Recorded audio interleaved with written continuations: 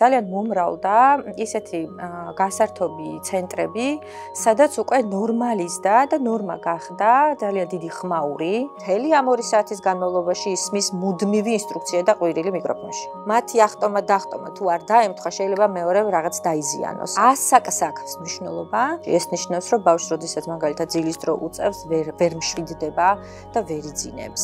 იმ ბავშვსაც უნდა, რომ ერთ დღეს გამარჯვებული იყოს, იმიტომ რომ ბავშვები ხო ძალიან სამართლიანები არიან სინამდვილეში.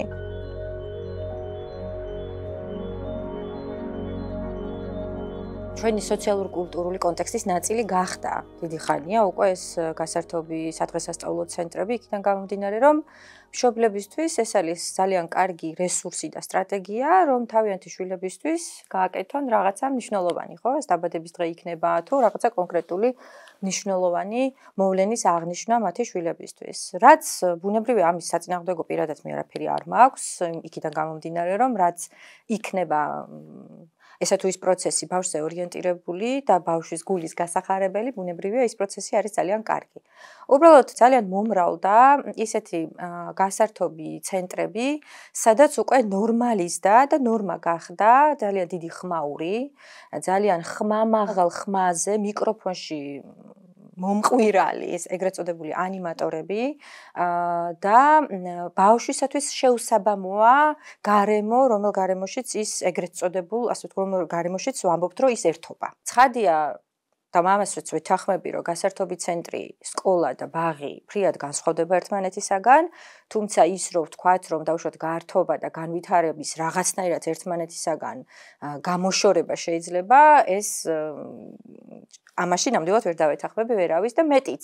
გასართობ ცენტრს, რომელიც ორიენტირებულია და მესმის, რომ ეს არის ბიზნესი, მესმის, რომ არის ბევრი მარკეტინგული გათვლა, მესმის, რომ დაკვეთას პასუხობს ბიზნესი და ამ ხრივ მე პირადად არანაირი დაინტერესება არ მაქვს როგორც სპეციალისტ, ჩემი პოზიცია არის ერთმნიშვნელოვნად ბავშვიდან და ბავშვის ცენტრირებულობიდან გამომდინარე და იქიდან გამომდინარე, რას ვთვლით, რა არის ბავშვისათვის შესაბამისი და შეუსაბამო.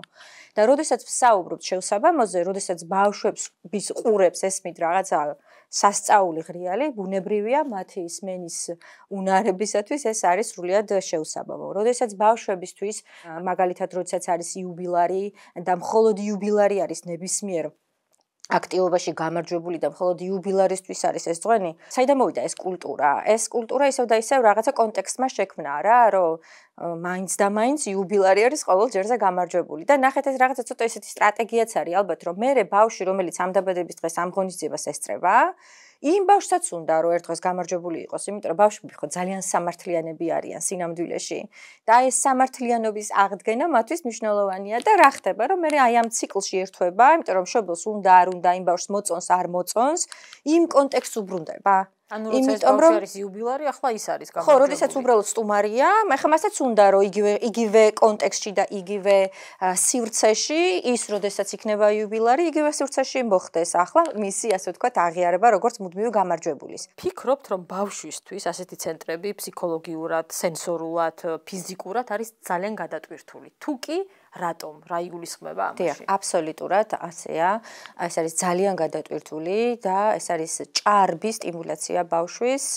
ერთი შეხვედრით შეიძლება ვხედავდეთ, რომ ამ კონტექსტში და ამ სივრცეში ბავშვი ერთობა თამაშობს, მაგრამ ეს არ არის ისევ და ისევ განმავითარებელი და ბავშვის განვითარების შესაბამისი. ამაზე პასუხია ხოლმე კი, მაგრამ იქ 2 საათით მოდიან უბრალოდ გასართობად. ამ გართობის უკეთესად დაგეგმოს შეიძლება და ბავშვის განვითარების შესაბამისად, ისე რომ ის ბავშვი უფრო ლაღი იყოს, გარემო იყოს ლაღი და არ იყოს ჭარბად მასტიმულირებელი. ისე მასტიმულირებელი, რომ არ ესმოდეს ყვირილი. აი ძალიან ხშირად ყოფილა ესეთი მაგალითი, აი ძალიან კონკრეტულ მაგალითს ვიტყვი. მაგალითად, როდესაც ბავშვის წინ დგას ეს ანიმატორი, აი პერსონაჟი, რომელიც მას ძალიან მოწონს და მისთვის ძალიან მნიშვნელოვანია. ამ დროს ამ ანიმატორს უჭირავს მიკროფონი ხელში და ამ ადამიანის ხმა მოდის შორიდან, დინამიკიდან. დაბნეულია ბავშვი. წინ უდგას ადამიანი, რომლის ხმაც გვერდიდან ესმის და ვერ რეაგირებს შესაბამისად. ანუ კომუნიკაცია ჯანსაღი არ არის ამ დროს. ხმაურის გარდა ხო იქ არის მძლავრი მუსიკა. ასევე არის კაშკაშა სინათლეები, სხვადასხვა ეფექტები, ბატუტი. 3-დან 6 წლამდე ასაკის ბავშვები რო ავიღოთ, როგორ მოქმედებს მათზე ეს ყველაფერი? ფსიქოლოგების აზრით წავიკითხე, რომ ეს არის სენსორული გადატვირთვა და რაში გამოიხატება? ანუ იმიტომ რომ იყო საწინააღმდეგო აზრით საპირისპიროს მშობლებისა, რომ რა მოხდა ძალიანაც მოსწონთ, ერთობიან, ბედნიერები გამოდიან. ბავშვებს დიდი ხანი ეკრანის ყურება და მულტფილმების ყურებაც მოწონთ და საათები შეიძლება გაატარონ ეკრანთან, მაგრამ ეს არ ნიშნავს იმას, რომ მათ ამის შესაძლებლობა უნდა მივცეთ არა. ანუ აქაც თუნდაც 2 საათიან აქცენტზე როგორ ცოტა ხანი არის და რა მოხდა.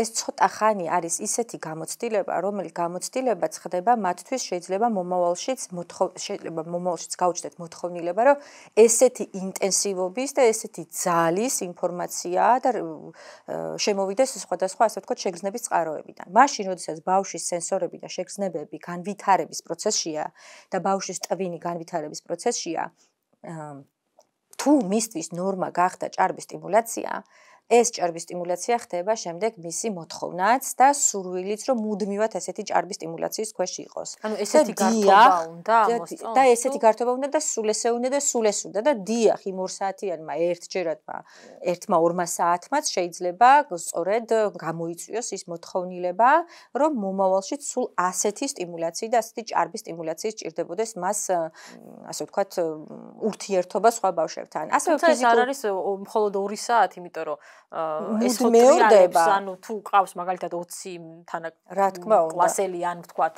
ბაღში მინიმუმ 20 ჯერ გაქვს ეს გამოცდილება წელიწადში. უბრალოდ ჩემი მნიშვნელოვანი, ასე ვთქვათ, შეტყობინება, გზავნილი რაც არის ამ დაწესებულებებისადმი არის ის, რომ მაქსიმალურად ცოტა მეტი ისწავლონ ბავშვებთან დაკავშირებით. რეალურად ცოტა მეტი გაიგონ რა სჭირდებათ ბავშვებს, რომ კარგად გაერთონ, რომ მათი ურთიერთობა იყოს ლაღი. და მათი ურთიერთობა და თამაში იყოს ერთმანეთზე ორიენტირებული და არა მაინდა-მაინც შეჯიბრზე ორიენტირებული. ასაკს აქვს მნიშვნელობა და აქაც სიჭარბეს და აქაც სამართლიანობას, რომ როდესაც მუდმივად აჯიბრებ და სულ ჯიბრზე ორიენტირებულია თამაშები და ამ შეჯიბრშიც გამარჯვებული გინდა არ გინდა ვინც არ უნდა გაიმარჯვოს იუბილარია, აი ამაშია პრობლემა. აი წეგან თქვით რომ ეს ბავშვები რაღაცნაირად პატარები რომლებმაც თავად არ იციან როგორ უნდა გაერთონ, ასე ვთქვათ, რასაც შესთავაზებენ, მე ის მოსწონთ მით უმეტეს თუ ეფექტური ფერადი და კაშკაშა და ხმამაღალია და სულ უნდებათო ესო. ეს ერთი ნაწილია, მაგრამ რომ უნდებათ და მე ისევ და ისევ ხვდებიან ამ წრეზე მუდმივად ასეთ ადგილებში კონკრეტულად როგორ მოქმედებს ეს მათზე. ამას მოსდევს ის, რომ შეიძლება ბავშვი უბრალოდ ვერ მშვიდდება, ანუ ნებისმიერი უარყოფითი და თუ დადებითი სტიმულაცია, თუ ეს არის ჭარბი, ეს ნიშნავს, რომ ბავშვი შეიძლება დარჩეს აგზნებულ მდგომარეობაში. ეს ნიშნავს, რომ ბავშვი, როდესაც მაგალითად ძილის დრო უწევს, ვერ მშვიდდება და ვერ იძინებს. ეს ნიშნავს, რომ მას მუდმივად მოთხოვნილება აქვს, თან მერე ყვირის, შეიძლება იყვიროს, შეიძლება რა ვიცი, ხელების და ფეხების ქნევასაც იწყებენ, იმიტომ რომ და ჯიკავს, იმიტომ რომ მათ მოთხოვნილება აქვთ, რომ უფრო მაღალი სტიმულაცია მიიღონ. და იწყება უკვე ეს მოთხოვნილება, რომ მუდმივად ყვირილი ესმოდეს, მუდმივად მაღალი მუსიკა ესმოდეს, მუდმივად აქტიურ სტიმულაციაში იყოს ის, რაც არ არის ჯანსაღი ბავშვის თავის ტვინის განვითარებისთვის. როგორ ფიქრობთ, აი რამ გააჩინა საერთოდ ესეთი კულტურა? არ ვიცი, ეს მხოლოდ ქართული ფენომენია თუ უცხოეთშიც არის მსგავსი ცენტრები, სადაც მშობლები იხდიან, არც თუ ცოტა თანხას და საქართველოს შესაქმოდ ძვირი ღირს, ვინ დაადგინა წესები როგორი უნდა იყოს? ხო არ იცით. ეს ალბათ მათაც უნდა ვკითხო, მაგრამ მაინც ან რატომ გახდა ესე პოპულარული ზუსტად ამ ფორმით აღნიშნა, ხო? წერა რო შევადაროთ დავუშვათ სხვა ქვეყნების გამოცდილებას, ევროპული ქვეყნები მაგალითად და როგორ იგივე ამერიკულ კონტექსტში, როგორ არის ფილმებშიც გვინახავს, ხო? როგორ ხდება ხოლმე მაგალითად დაბადების დღეების გადახდა ბავშვისთვის. როგორც წესი, ესეთი ღონისძიებები, მით უმეტეს ორგანიზებულიც, თუნდაც ესეთი სერვისით ორგანიზებული დაბადების დღეებიც არის ღია სივრცეში, სუფთა ჰაერზე. არის ისევ და ისევ აქაც ბავშვის ანუ ბავშვისათვის ორგანიზებული კი არ არის ყველა აქტივობა და ზრდასრულის და ანიმატორის მიერ წაძღოლილი კი არ არის ყველა აქტივობა.